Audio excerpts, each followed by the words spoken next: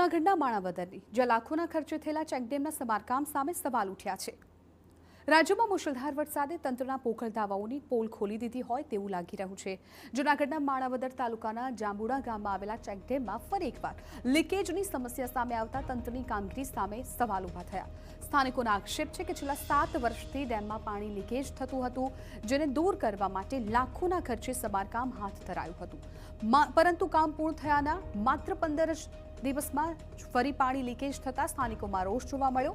ગ્રામજનોનો આક્ષેપ છે કે કામની ગુણવત્તા સામે સવાલ ઊભા થઈ રહ્યા છે અને સરકારી નાણાંનો યોગ્ય ઉપયોગ થયો કે નહીં તેની તપાસ થવી જોઈએ। ચેકડેમમાં ફરી શરૂ થયેલા લીકેજને લઈ સ્થાનિકો હવે જવાબદારો સામે કાર્યવાહી કરવાની માંગ કરી રહ્યા છે।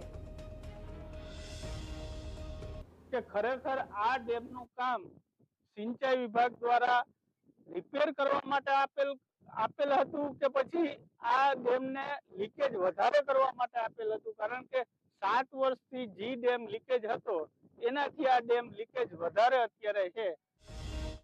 સમગ્ર મામલે અધિકારીનું કહેવું છે કે ચેકડેમનું નિર્માણ વર્ષ 1990માં થયું હતું। હાલ 18 લાખ રૂપિયાના ખર્ચે રિનોવેશનની કામગીરી ચાલી રહી છે।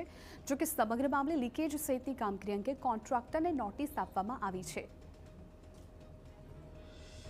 એજન્સી દ્વારા કરવામાં આવેલ કામની તારીખ 29/6/26ના રોજ મારા દ્વારા સાઇટ વિઝિટ પણ કરવામાં આવેલી હતી, જેમાં તેના દ્વારા કરવામાં આવેલ કામગીરીમાં થોડું ઘણું ટચિંગ નીચેના ભાગમાં વધારે હોય તે દૂર કરી અને નવું કામ કરવા માટે એજન્સીને અમો દ્વારા મૌખિક સૂચના પણ આપવામાં આવેલી છે અને તે કામગીરી થઈ શકે તેવી પરિસ્થિતિ સાઇટ ઉપર થાય એટલે એને દૂર કરી અને નવું કામગીરી કરવા માટે એને નોટિસ પણ આપવામાં આવેલી છે।